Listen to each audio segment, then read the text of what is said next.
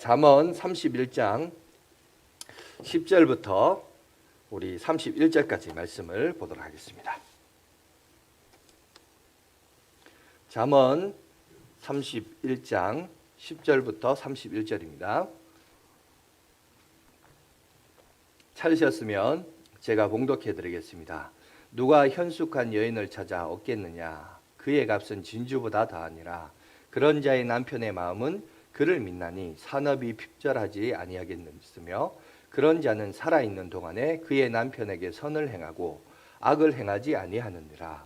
그의 양털과 삼을 구하여 부지런히 손으로 일하며 상인의 배와 같아서 먼 데서 양식을 가져오며 밤이 새기 전에 일어나서 자기 집안 사람들에게 음식을 나누어 주며 여종들에게 일을 정하여 맡기며 밭을 살펴보고 사며 자기의 손으로 번 것을 가지고 포도원을 일구며 힘있게 허리를 묶으며 자기의 팔을 강하게 하며 자기의 장사가 잘 되는 줄을 깨닫고 밤에 등불을 끄지 아니하며 손으로 손뭉치를 들고 손가락으로 가락을 잡으며 그는 공고한 자에게 손을 펴며 궁핍한 자를 위하여 손을 내밀며 자기 집 사람들은 다 홍색 옷을 입었으므로 눈이 와도 그는 자기 집 사람들을 위하여 염려하지 아니하며 그는 자기를 위하여 아름다운 이불을 지으며 세마포와 자색옷을 입으며 그의 남편은 그 땅의 장로들과 함께 성문에 앉으며 사람들의 인정을 받으며 그는 배로 옷을 지어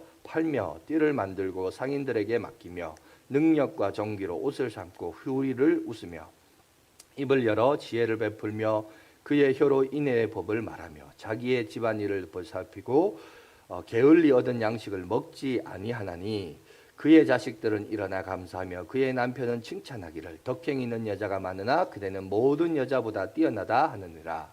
고운 것도 거짓되고 아름다운 것도 헛되나 오직 여호와를 경외하는 여자는 칭찬을 받을 것이라. 그의 손의 열매가 그에게로 돌아갈 것이요 그의 행한 일로 말미암아 성문에서 칭찬을 받으리라. 아멘. 자, 오늘은 누가 현숙한 여인을 찾아 얻겠느냐라는 말씀으로 함께 은혜를 갖도록 하겠습니다. 우리 지난 5월에 우리 강고 시간에도 강고했습니다만은 온 가정이 잠언에 있는 말씀을 읽었습니다. 그죠? 그래서 그 말씀을 한 달 동안 혼자 읽는 것보다는 온 가족이 좀 같이 읽었으면 좋겠다. 제가 이제 부탁을 드렸는데 어떻게 다들 좀 같이 읽으셨나요? 그리고 그 은혜 속에서 함께 공유도 하고 생각도 나누고 은혜를 좀 나눴습니까?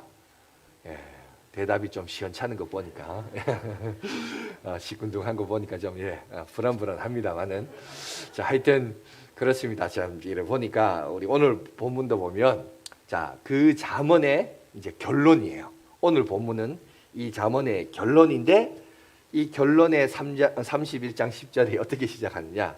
누가 현숙한 여인을 찾아 얻겠느냐? 그죠? 이렇게 얘기하면서 합니다. 그래서 설교 제목도 똑같이 누가 현숙한 여인을 찾아 얻겠느냐라는 내용으로 이제 설교를 하려고 하는데요. 이게 이제 잠언의 결론입니다. 잠언에서 궁극적으로 말하고자 하는 결론인데, 그렇다면 여기서 이제 우리가 생각을 해봐야겠죠. 도대체 이 현숙한 여인이라는 사람이 누구냐라는 거죠. 여기 보면 현숙한 여인이 누구를 말하는 것인가? 여러 가지 이제 학설과 이야기가 나옵니다. 그런데 가장 우리 전통적이고 전형적인 해석은 뭐냐면 우리 지난주에 잠깐 살펴봤는데 루스에 대해서 잠깐 살펴봤죠. 루처럼 아마 고대 사회에 있어서 이상적인 여성상을 말하는 거 아니냐. 이걸 오늘 성경에서 우리에게 말하고자 하는 것들이 아니냐. 그래서 오늘 이제 룻과 같이 그렇게 이상적이고 멋진 여성과 결혼을 해라, 멋진 아내가 되어라, 이 교훈이 아니겠느냐 얘기를 합니다. 그런데 결론적으로 얘기하겠습니다. 결론적으로는 그 얘기가 아닙니다. 우리가 그렇게 알고 있지만 그 내용을 말하고자 함이 여러분 결코 아닙니다.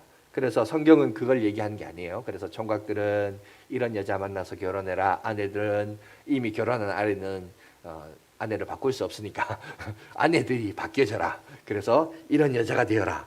이렇게 얘기하지만 여러분 보세요. 여기 보면 일찍 일어나고 수고하고 장사하고 소득을 얻고, 여러분 이 여자가 지금 이 여자가 보통 여자가 아니에요. 이건 진짜 거의 슈퍼우먼 같은 이런 여자인데, 이런 여자이 너무 비현실적이고 너무 이상적이고, 그죠? 너무 완벽한 여자입니다. 그래서 이 얘기는 어떻게 보면 보세요. 우리가 이제 31장까지 5월달 읽었는데 31장까지 수없이 많은 교훈과 지혜에 대해서 얘기를 하다가 마지막 결론에 가서 뭐라고 하느냐, 이런 슈퍼맨과 같은 여자를 소개하면서 잠언을 마무리를 하고 있다는 겁니다. 그렇다면 이 여자가 우리가 알고 있는 전통적인 고대 사회의 이상적인 여성상을 말하고자 이 글을 기록했느냐? 그게 아니라는 거죠. 여러분, 실제 성경에서 우리 인간에 대해서 뭐라고 평가를 하냐면 사도 바울이 정확하게 영적인 관점에서 잘 해석을 했습니다. 로마서 3장 10절에서 17절에 이렇게 얘기합니다. 우리 한번 다 같이 읽어볼까요? 시작. 기록된 바 의인은 없나니 하나도 없으며 깨닫는 자도 없고 하나님을 찾는 자도 없고 다 치우쳐 함께 무익하게 되고 선을 행하는 자는 없나니 하나도 없도다. 여러분, 이게 정답이죠. 그죠? 그러니까 성경에서 보면 우리 인간에 대해서 완전한 인간은 없어요. 그러면 31장에 나오는 이 여자는 뭐냐는 거죠. 이거에 대해서 이제 우리가 생각을 해볼 필요가 있는 거죠. 그러면서 보세요. 그러면 나는 안 되지만, 나는 모순 덩어리지만, 그러나 내 배우자는 이상적인 여자가 되어야 된다. 이거예요. 이게 너무 이기적이지 않나요? 그러면, 그죠? 자기는 모순투성이면서, 자기는 부족하면서, 자기는 안 되면서 내 배우자는 돼야 된다. 이런 여자는 그래야 된다.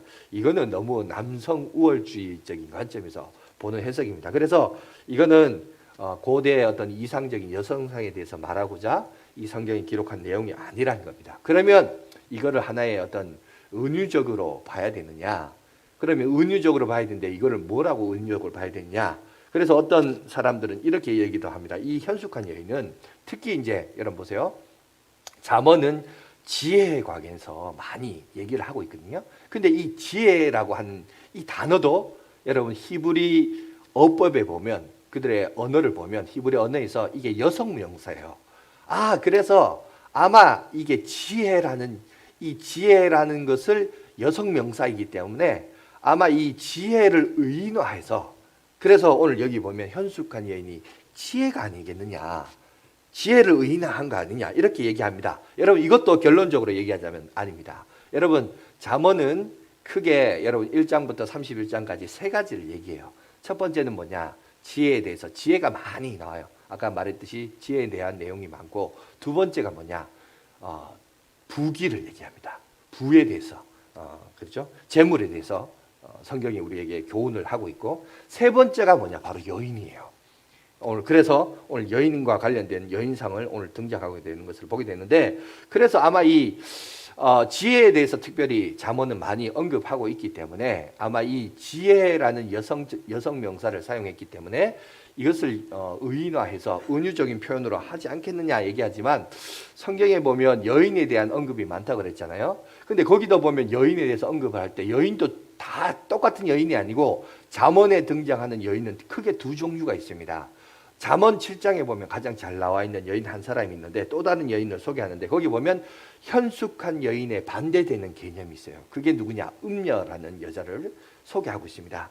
음녀를 소개하면서 뭐라고 얘기하냐면, 이 음녀가 하는 역할은 하나님의 교훈과 진리에 대해서 왜곡시키고 잘못된 방향으로 이끈다는 거예요. 그런데 문제는 뭐냐면 이 음녀를 사람이 분별을 할 수 있느냐 없느냐? 할 수 없다라고요. 이게 인간이 가지고 있는 인식의 한계와 지식의 한계임을 성경 우리에게 얘기해요. 그 얘기를 그 잠언 7장에 대해서 음녀가 가지고 있는 특징들을 쭉 나열을 하는데, 길게 나열을 하다가 이거를 분별할 수 없고 판단할 수 없다라고 결론을 내립니다. 그러다가 갑자기 8장으로 넘어가면 이 음녀를 구별할 수 있는 판별법이 있는데, 기준이 있는데, 그게 뭐냐면 여호와 하나님과 관련이 되어 있어요. 여호와 하나님과 관련이 되어서 뭐라고 이제 결론을 냈냐면, 우리가 잘 아는 잠언의 여러분 핵심되는 구절, 성경 구절을 뽑아라. 그러면 이제 두 구절을 뽑을 수 있는데 똑같은 내용입니다. 1장 7절하고 9장 10절인데, 잠언 1장 7절과 9장 10절을 보시면 이렇게 되어 있습니다. 제가 7절을 읽을게요. 여호와를 경외하는 것이 지식의 근본이거늘 미련한 자는 지혜와 훈계를 멸시하느라. 10절을 다 같이 읽습니다. 시작. 여호와를 경외하는 것이 지혜의 근본이요 거룩하신 자를 아는 것이 명철이니라. 여기서 보면 음녀와 현숙한 여인을 뭘로 구분하냐면, 여러분 세상적인 관점과 기준과 이야기와 도덕과 윤리적으로는 구별이 안 된대요. 그걸 판별할 수 없다고 합니다. 그러면 어디서 그것이 판별할 수 있느냐? 여호와를 경외하느냐, 하나님을 믿고 섬기는 관점에서 출발되어야, 그래야 음녀가 아닌지, 여러분 현숙한 여인인지 이거를 구별할 수 있다라고 성경 우리에게 얘기하고 있습니다. 그래서 여호와를 경외하는 데서부터, 그러니까 지혜를 구하고자 하느냐, 지식을 구하고자 하느냐, 그러면 어디서부터 출발돼야 된다? 출발점이 여호와의 경외에서부터, 하나님을 경외하는 관점, 하나님을 경외한다라는 안경을 끼고 세상을 봐야 올바른 지혜와 지식을 구할 수 있다는 거예요. 올바른 지혜와 지식을 하나님을 경외하는 관점이 아닌 다른 관점에서부터 출발하면 그 사람은 처음에는 자기 똑똑한 걸로 출발하는 것 같지만 결국은 어디에 빠진다? 음녀의 유혹에 빠져버린다는 거예요. 그래서 결국은 무슨 안경을 껴라? 결국은 뭘 가져라? 어떤 여인은 여러분 여호와를 경외, 여호와의 경외에서부터 출발되어야 바른 지혜와 지식을 가질 수 있다. 지금 그 얘기를 오늘 우리에게 하고 있습니다. 그래서 오늘 여기서 보면 그러면 현숙한 여인은 지혜냐? 아니, 정확하게 말하자면 지혜와 결혼하라라고 잠언은 얘기하지 않습니다. 그러면 세 번째인데, 세 번째에서 이제 우리가 알 수 있는데 현숙한 여인은 어떻게 이해해야 되느냐? 여러분 오늘 우리 본문인 31장 10절에서 31절을 여러분 이제 히브리 문학에서 보면, 특히 이제 히브리 문학에서 성경을 조금 보신 분들은 이런 구절이 많아요. 문법이 많은데 교차대꾸법이라는 게 있습니다. 교차대꾸법이 뭐냐? 하나 보여주세요. 표를 만든 게 있는데 저런 표를 만들어요. 그래서 어떤 구절들을 본문을 따오면 항상 저런 식으로 교차해서 대꾸되는 내용이 나옵니다. A가 보면 10절이 여인에 대한 칭송이 나오죠. 엔터 한번 쳐보십시오. 그러면 성경 구절이 나오는데 누가 현숙한 여인을 얻겠느냐? 그의 값은 진주보다 나하다. 그런 내용이 나오죠.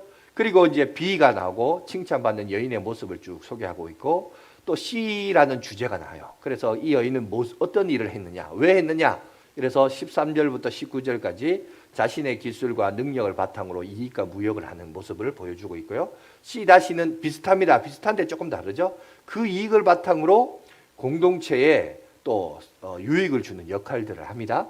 그 다음에 B-는 똑같이 B와 여러분 교차되어서 대꾸법으로 칭찬받는 여인의 모습으로 다르게 표현되어 있고, 그 다음에 A-에 가서는 30절, 31절에 보니까 또 여인에 대한 칭송이 나옵니다. 그래서 이런 문학적인 구조가 특히 이제 구약은, 특히 여러분 히브리 백성들은 이런 교차 대꾸법 A, B, C 저런 구조를 돼 있고, 똑같이 또 A, B, C 했다가 다시 A, B, C 이렇게도 돼요. 이렇게 되고 저런 동심원의 구조도 띄기도 하고 그렇게 합니다. 아마 여러분들 중에는 왜 저런 식으로 합니까? 라고 하는데, 여러분 이거를 여러분 잘 알아야 돼요. 옛날에는 우리처럼 책이 귀했어요. 요즘이 흔한 게 종이라 보니까 책이 그렇게 귀중히 여기짐을 받지 못했는데, 옛날에는요 책이 너무너무 귀했어요. 너무너무 귀하다 보니까 아무나 책을 이렇게 들고 다니지도 못했고, 우리처럼 이렇게 가벼운 책이 아니에요. 이 두루마기 성경으로 가죽을 이제 벗겨가지고 그걸 쓰다 보니까 사람들이 책을 귀했고 이게 들고 다닐 수 있는 그런 자료들이 아니에요. 그러다 보니까 이런 회당이나 성전에서 이거를 펴서 두루마리를 펴서 그걸 읽었습니다. 그러니 사람들이 성경에 대한 교훈과 이해를 여러분 어떻게 해야 될까요? 마음속에 오랫동안 간직하려면, 말이 마음이지 쉽게 말해서 머릿속에 남으려면 어떻게 될까요? 머리에 기억에 오래 남아야 되죠. 가장 기억에 오래 남는 방법, 여러분 우리 학생들도 여기 있는데 영어 단어, 외국어를 할 때 그 단어와 외국어와 어떤 문장과 문장을 이어넣는 어떤 구문들을 가장 머릿속에 가장 기억에 오래 남는 게 뭐예요? 그거는 항상 비교 대조예요. 어떤 단어를 외우면 그 단어에 대해서 비슷한 단어, 그리고 그 단어에 반대되는 단어, 그죠? 의인에 대해서 얘기하면 악인에 대해서 나오는 거예요. 반대말이 나오죠. 이런 식으로 교차 대꾸를 하는 거예요. 그러면 사람들이 어떻게 할까요? 그게 머릿속에 오래 남아요. 이해가 됐죠? 그래서 히브리 문학에는 저런 교차 대꾸법이 많습니다. 왜 저런 게 많으냐? 왜? 옛날에는 책이 없었기 때문에. 책은 없는데 말씀은 기억해야 되고, 그 말씀을 기억해야 되는데 가장 머릿속에 여러분 기억에 오래 남는 것은 비슷한 말, 서로 다른 개념, 이거를 가지고 머릿속에 계속 남기는 거예요.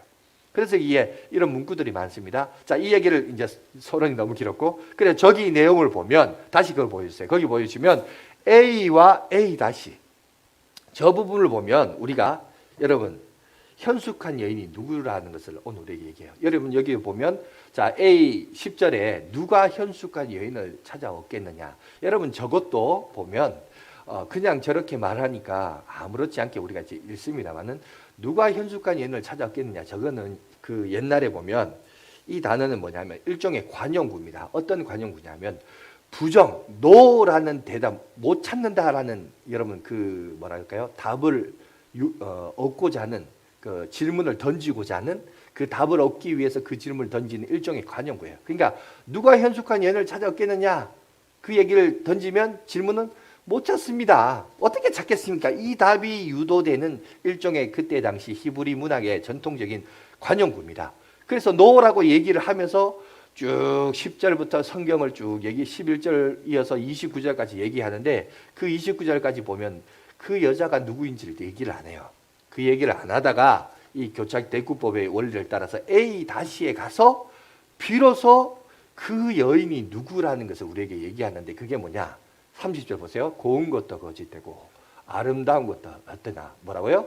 오직 뭐 한다고? 여호와를 경외하는 누가 나죠? 여자는 칭송을 받으리라. 그래서 여기서 기억해야 될 것은 오늘 여기서 말하는 여성, 현숙한 여성이라는 것은 누구냐 하면 바로 여러분 이 여호와 경외. 자, 여호와를 경외하는 여자를 얘기한 게 아니라 여호와 경외라는 그 여성 명사를 사용해서 그래서 에셋 하일이라는 단어를 쓰는데 이 에셋 하일 여호와를 경외라는 여성과 결혼해라.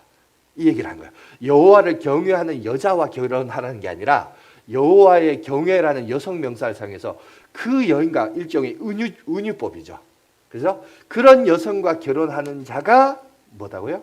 여러분 현숙한 여인을 얻는 자라고 얘기하는 겁니다. 다시 말해서 지금 남성 우월주의에서 여성을 비하시고 여성을 좋아하는 사람 이상형을 찾는다 이 얘기를 하는 게 아니라 여기서 말한 것은 모든 하나님의 백성들 남자든 여자든지 어떤 사람을 영적인 배우자로 삼아야 되냐면 여러분 에셋 하일 여호와 경외에서 여호와 경외라는 여자와 결혼을 해야 그 여자가 결국 이 지혜의 결론인 잠언의 결론인 여러분 그런 여자가 결국은 그런 여자와 결혼하는 사람이 결국은 복된 자이다. 그 얘기를 오늘 성경은 우리 가운데 얘기하고 있습니다. 이게 바로 여러분 잠언 안에서 내리는 결론이에요. 잠언 안에서는 결국 뭘 얘기하냐면 어떤 여자와 결혼하라. 이 말은 여호와를 경외하는 여성과 결혼하는 게 아니라 여호와 경외 그 자체에 여러분 그 여성 명사를 따서 그거를 의인화한 겁니다. 그러니까 여호와 경외, 내가 하나님을 경외하는 것, 그것이 내 인생의 배우자가 되고 그것이 내 인생의 여러분 영적인 아내가 되어서 그 사람과 결혼하라는 거예요. 그 무슨 말인지 아시겠죠? 이게 또 오해하면 안 돼요.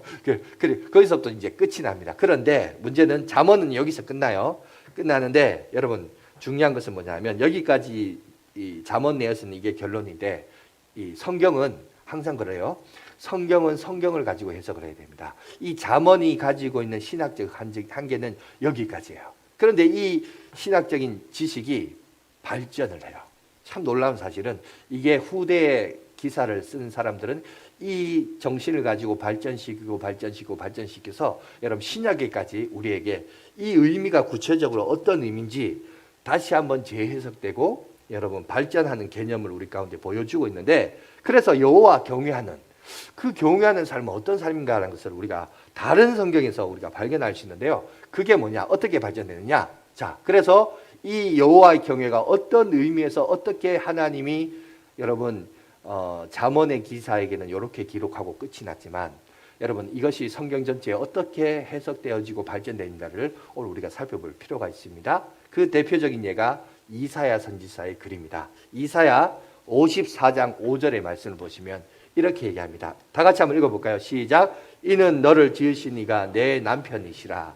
그의 이름은 만군의 여호와시며 내 구속자는 이스라엘의 거룩한 이시라. 그는 온 땅의 하나님이라 일컬음을 받으실 것이라. 여러분 여기 보니까 하나님은 우리를 가리켜 관계를 설명하고 있죠.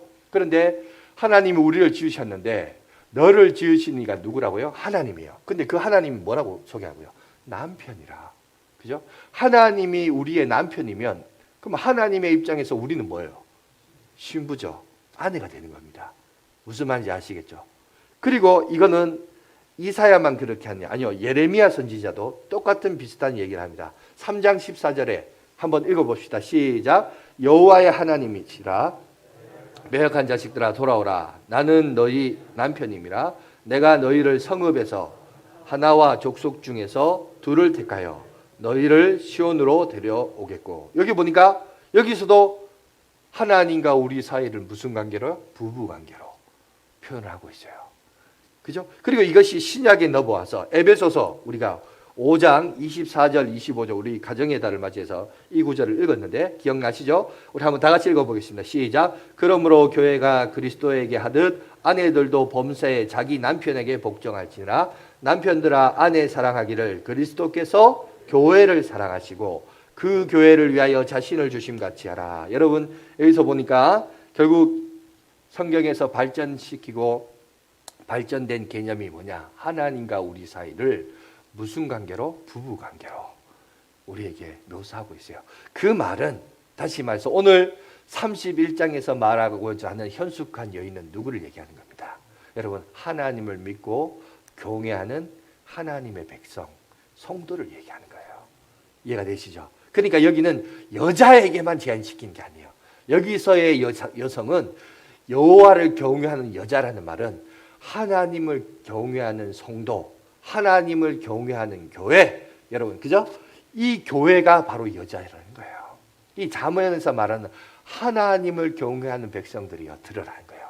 그러면서 오늘 하나님을 경외하는 하나님의 입장에서 신랑 되신 하나님의 입장에서 하나님의 교회를 바라보는 하나님의 이상, 소원, 바람, 그것이 바로 뭐라고요? 31장에서 말하는 현숙한 여인의 모습이라는 겁니다. 이해가 되시죠? 그런 관점에서 여러분 우리가 성경을 읽어야 된다라는 겁니다. 그런데 그렇다면 오늘 우리가 이제 그러면 그런 관점에서 우리가 보면 그러면 이 현숙한 여인이 어떤 특징을 가지고 있는가? 오늘 본문에서 그 관점에서 그 안경으로 이렇게 보시면 이렇게 해석할 수 있습니다. 특별히 오늘 보면 10절부터 31절까지 쭉 내용을 소개하고 있는데 뭐 많은 내용이 있어요. 뭐 능력도 나오고 뭐 재능도 나오고 뭐 무역도 하고 뭐 부지런히 일어나고 그죠? 해가 뜨기 전에 이 밀직 일어나서 뭐 여종들도 관리하고 뭐 이렇게 하는데 뭐 그런 내용들도 쭉 나와 있습니다. 그런 것들은 여러분들이 참고하시기 바라고. 그런데 그 내용도 있지만 오늘 구체적으로 뭐와 관련해서 보냐면 특별히 10절에서 여러분 31절에서 보면 특별히 이 여인이 가지고 있는 현숙한 여인이 가지고 있는 특징 가운데 하나가 뭐냐면 항상 그 여인에 대해서 얘기할 때 그게 나와요. 남편하고 관련이 되어 있어요. 남편하고 어떤 관련이 되어 있는가? 그 부분을 우리 가운데 소개하고 있습니다. 그 부분만 오늘 우리가 집중해서 한번 살펴볼게요. 거기 보면 우리가 좀 은혜 받는 부분들이 좀 있습니다. 자, 우리 10절 보세요.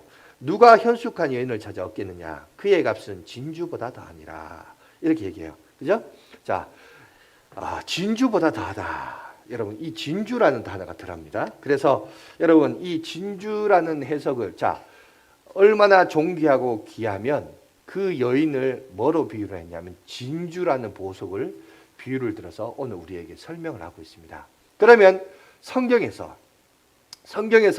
안에서 신구약 성경 66권 안에서 진주와 관련된 이야기가 어디에 있는가를 우리가 조금 유심해서 살펴볼 필요가 있어요.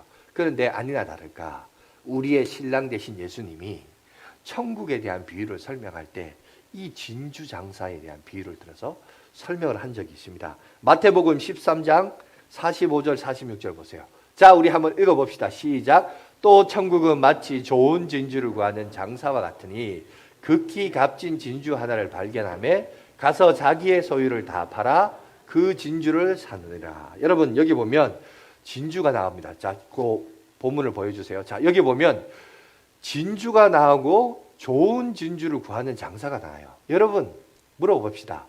천국은 뭐예요? 천국은 진주란 말이에요. 천국은 좋은 진주를 구하는 장사란 말이에요. 뭘 말한 거예요? 조금 헷갈리죠? 예? 여러분 여기서 천국은 뭐냐? 바로 좋은 진주를 구하는 장사란 말이에요. 그러면 좋은 진주를 구하는 장사꾼이 누구예요? 그것은 바로 예수님이에요. 그런데 예수님이 좋은 진주를 찾으려고 그러면 봅시다. 그럼 좋은 진주는 또 누굴까요? 여러분 좋은 진주는 바로 이 자리에 참석하신 저와 여러분들입니다. 믿습니까? 근데 저와 여러분을 하기에는 좀 양심의 가책이 있죠. 내가 진짜 좋은 진주인가? 참 좋은 진주를 할 수 있는가? 그죠? 그런데 여러분 우리가 히브리 문학에서 보면 이게 이제 좋은 진주라고 했지만 문법에 보면 이게 미래 완료형이에요. 지금은 좋은 진주가 아닙니다. 그런데 나중에 하나님이 내가 너를 좋은 진주로 만들어 가겠다. 이렇게 표현한 겁니다. 여러분 사실 그 진주도 실제 그렇습니다. 여러분 진주를 어떻게 만들어지죠? 진주도 조개 안에 여러분 원래 조개 안에 뭐가 들어가냐면 모래나 작은 불순물이 들어가요. 그러면 이 조개가 놀래가지고 이 불순물이 들어왔기 때문에 자기가 가지고 있는 타액을 끄집어내어서 그 불순물을 감쌉니다. 감싸고 또 감싸서 그게 굳은 것이 뭡니까? 진주조개거든요. 그러니까 사실은 처음에는 그게 불순물이지만 이게 감싸서 나중에 뭐가 돼요? 보석이 되는 거예요. 여러분 하나님도 우리를 지금으로 볼 때는 뭔가 불순물 덩어리예요. 그런데 하나님의 은혜와 하나님의 의지와 하나님의 섭리와 능력을 통해서 우리를 자꾸 은혜의 타액을 감싸서 그래서 우리를 뭐로 만든 거예요? 진주라는 보석으로 하나님이 만들어 가실 줄 믿습니다. 그 은혜와 능력을 경험하시기를 간절히 바라겠습니다. 여러분 그래서 오늘 여기 보면 하나님이 그렇게 만들어 가세요. 그래서 11절도 보세요. 11절에 10절을 얘기했지만 11절에 그런 자의 남편의 마음은 뭐라고요? 그를 믿나니. 그죠? 그를 믿나니 산업이 핍절하지 않아요. 여기 보니까 남편이 그 아내를 바라보는 태도를 우리에게 얘기합니다. 남편이 그 아내를 믿는다라고 해요. 지금 보면 볼품없고 모나고 못은 덩어리고 부족하지만 그래도 남편은 어떻게 한다? 신랑 대신 우리 주님은 우리를 바라보면서 뭘 한다고요? 믿는다고 해요. 그리고 여기 보면 남편의 기다림, 남편의 인내, 그죠? 이게 등장하죠. 여러분 아까 마태복음에도 보면 예수님이 그 얘기했습니다. 장사꾼에 대한 비유를 했는데 예수님이 장사꾼인데 그래서 좋은 진주를 발견했대요. 그래서 그 장사꾼이 뭐라고 해요? 성경 아까 9절에 보니까 자기의 전 재산을 팔았다고 그랬어요. 전 재산을 팔아서 뭘 했다고요? 그 진주를 샀다라고 해요. 여러분 예수님이 전 재산을 팔아서 진주를 샀다는 표현이 뭐예요? 구체적으로 어떻게 실천됐습니까? 여러분 주님이 이 땅에 인간의 몸으로 입고 오셔서 우리를 구원하시기 위하여 진주 같은 우리를 구원하시기 위하여 자기에게 있어서의 전 재산 그게 뭐예요? 자기 생명 아니에요. 그죠? 여러분들이 아무리 금은 보화가 많고 옷에 땅값이 오르고 집값이 올라서 10억, 20억, 30억, 100억 있다 칩시다. 그러나 여러분 오늘 밤에 여러분이 죽는다면 생명을 잃는다면 여러분 뭘 잃는 거예요? 다 잃는 거지 뭐. 돈만 잃어요? 땅만 잃어요? 집만 잃어요? 아니요. 다 잃는 거죠. 생명 잃으면 다 잃는 거 아니에요? 근데 오늘 여러분이니까 이 이 장사꾼이 좋은 진주를 발견하고 자기의 전 재산을 바쳤다. 예수 그리스도께서 이 땅에 오셔서 자기의 생명을 희생하면서 십자가에 죽으시사 그 십자가의 죽음을 오늘 여기 비유해서 뭐라고 하냐? 전 재산을 팔았다는 거예요. 자기 생명 바치면 다 바친 거 아니에요. 그죠? 하나님께서 자기의 유일한 독생자를 생명을 내놓기까지 전 재산을 내놓은 거예요. 그래서 우리를 건지셨다는 거예요. 그 얘기를 우리에게 합니다. 오늘 그래서 그런 자의 남편의 마음은 그를 믿는다. 교회를 바라보면서 믿는 거예요. 네가 앞으로 잘 될 것이다. 내가 너를 진주같이 여길 것이다. 진주 같은 존재로 만들 것이다. 이 십자가의 사건을 오늘 우리에게 얘기합니다. 하나님은 결코 중도에 포기한 것이 없어서 그래서 주님은 늘 자기를 소개할 때 알파와 오메가, 처음과 마지막이라.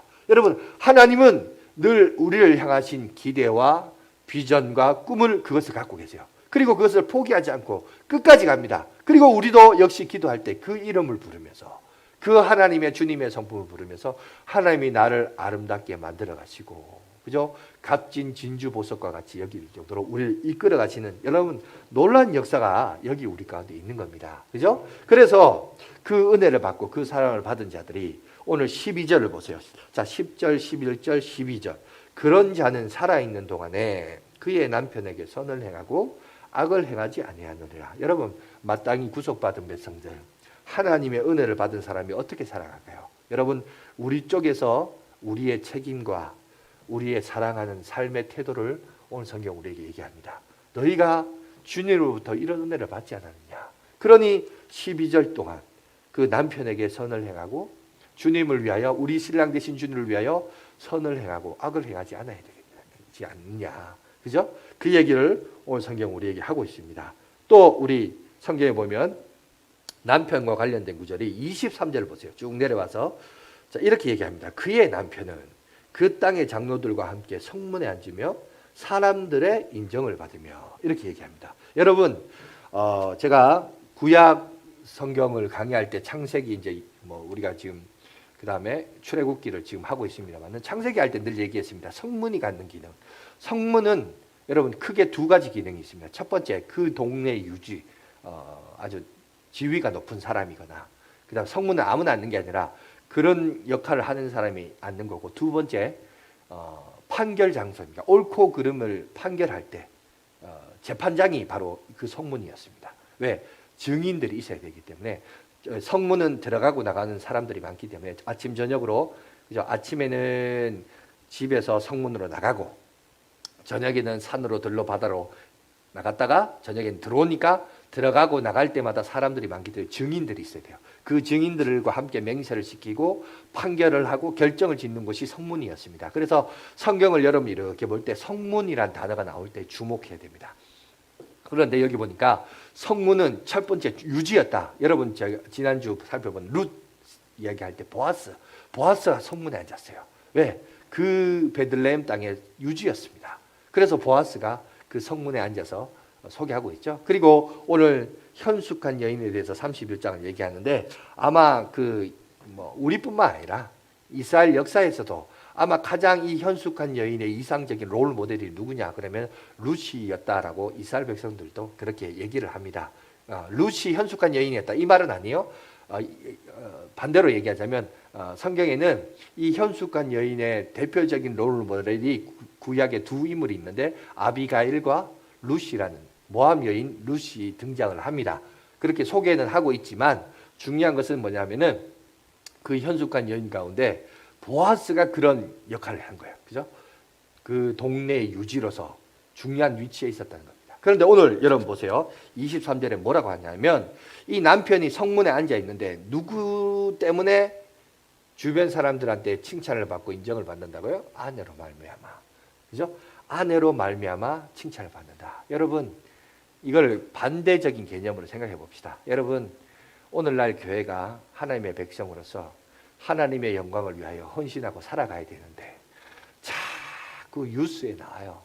이번 주에도 그런 거 나오더라고요. 어느 목사인지 목사 사모인지 어디 음식점에서 시커멓고 뭐 이렇게 방역을 안 지켜가 환불해달라고 이래가지고 목사니 목사 사모니 목사 딸이니 이러면서 뉴스 보도가 나오더라고요.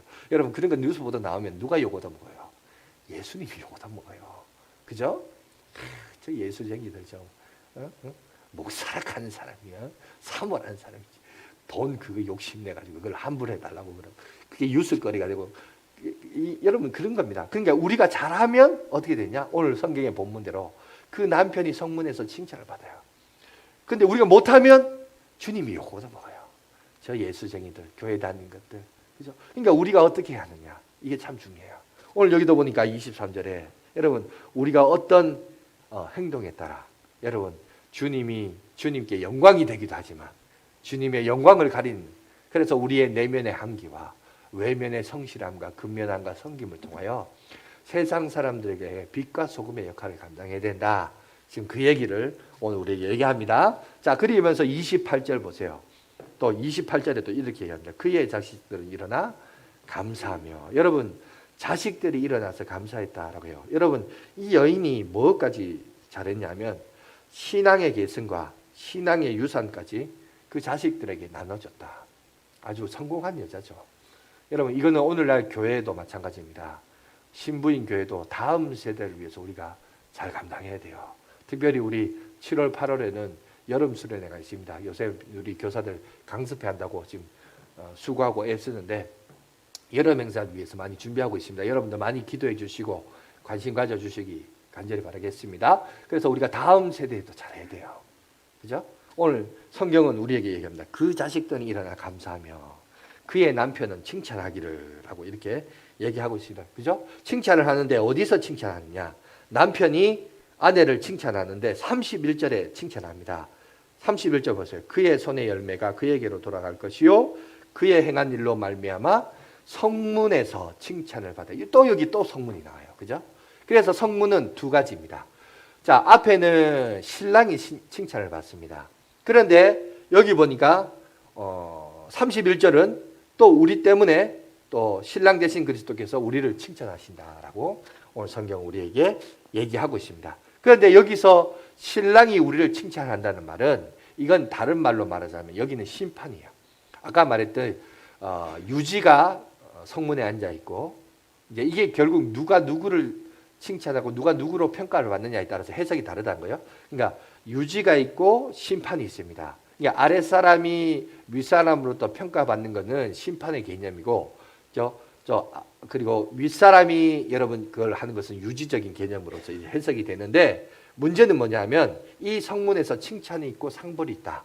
그 얘기를 오늘 성경은 우리에게 얘기하고 있습니다. 자, 이 내용을 바탕으로 이제 이거를 실제로 합시다. 이게 비유니까 너무 말이 어려워요. 이거를 실제적인 구속사적인 관점에서 재해석을 해봅시다.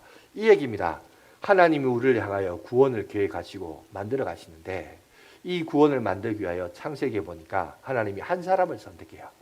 한 사람을 선택하고 한 가정을 선택하고 한 가문을 선택하고 한 민족을 선택하고 한 나라가 그게 이스라엘이죠. 그렇게 선택해서 하나님의 구속의 사역이 시작됩니다. 창세기 여러분 22장 16절에서 17절에 보시면 이렇게 되어 있습니다. 이르시되 여호와께서 이르시기를 내가 나를 가리켜 명세하노니 내가 이같이 행하여 내 아들 내 독자도 아끼지 아니하였은즉 내가 내게 큰 복을 주고 내 씨가 여기 씨가 나옵니다. 근데 이 씨가 복수가 아닙니다. 후손을 얘기하는데 후손이면 후손들인데 단수예요. 복수가 아니고 단수입니다. 크게 번성하여 하늘의 별과 같고 바다의 모래와 같게 하리니 내 씨가 그 대적의 성문을 차지하리라. 여기 단수로 표시되는데 이 단수니까 누구냐? 직계로 말하면 이삭입니다. 그런데 이삭으로 끝나지 않고 그 후손들을 통해서 누가 나시죠? 우리의 구원자이신 예수 그리스도. 유일한 메시아 구원자는 한 분이죠. 그래서 단수예요. 그래서 여러분 그 메시아를 통하여 구원을 얻을 것이다. 그러면서 뭐라고 해요? 17절 하반절에 그 대적의 성문을 찾아리라.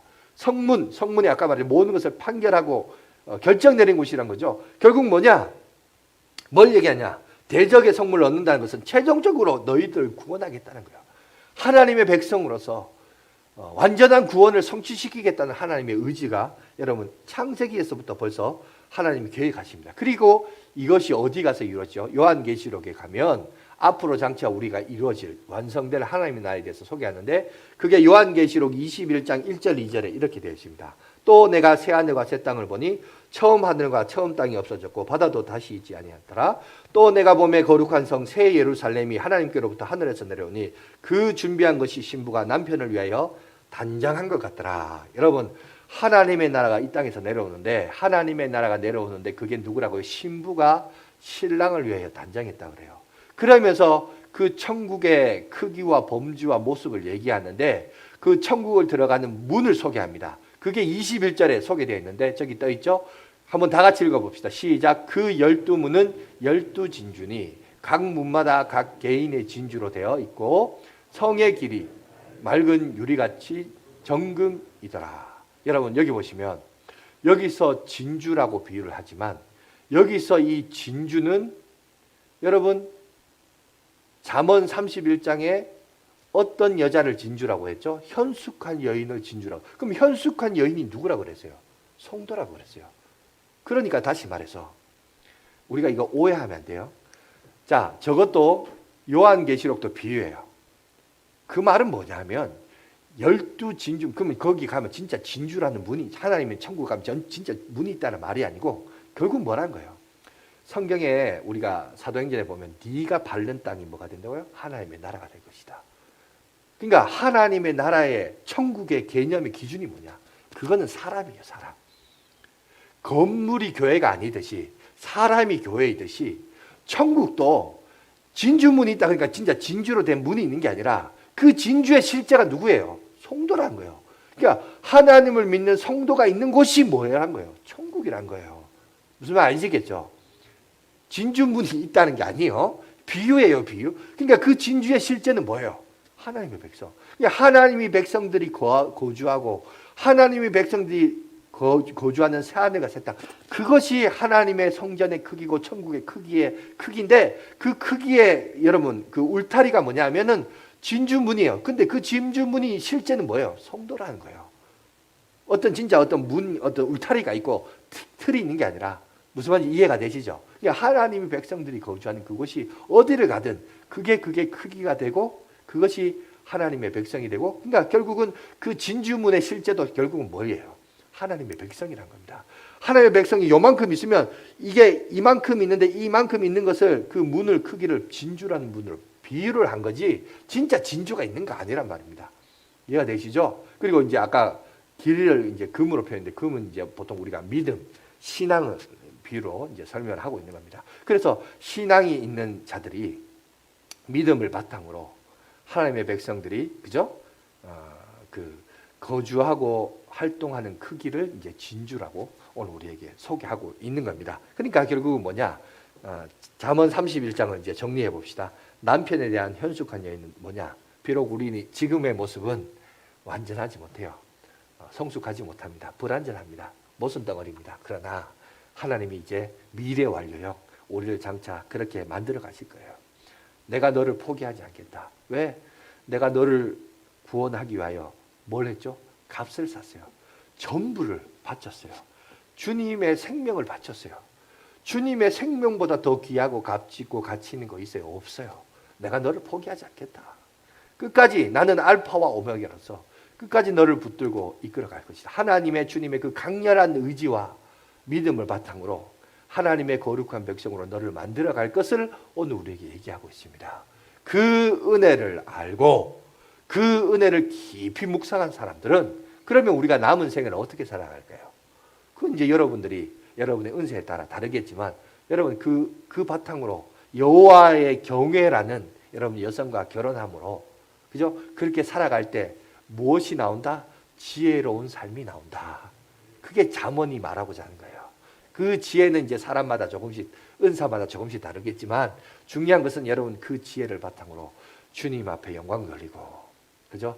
칭찬받는 여성들이 되시고 그래서 그 천국 성문 앞에서 그죠? 하나님을 찬송하고 높여드리며 그리고 나 역시 칭송받고 인정받아서 그죠? 상급받아서 하나님 나라의 거룩한 백성으로 살아가는 저와 여러분들이 되시길 간절히 바라겠습니다. 기도하겠습니다.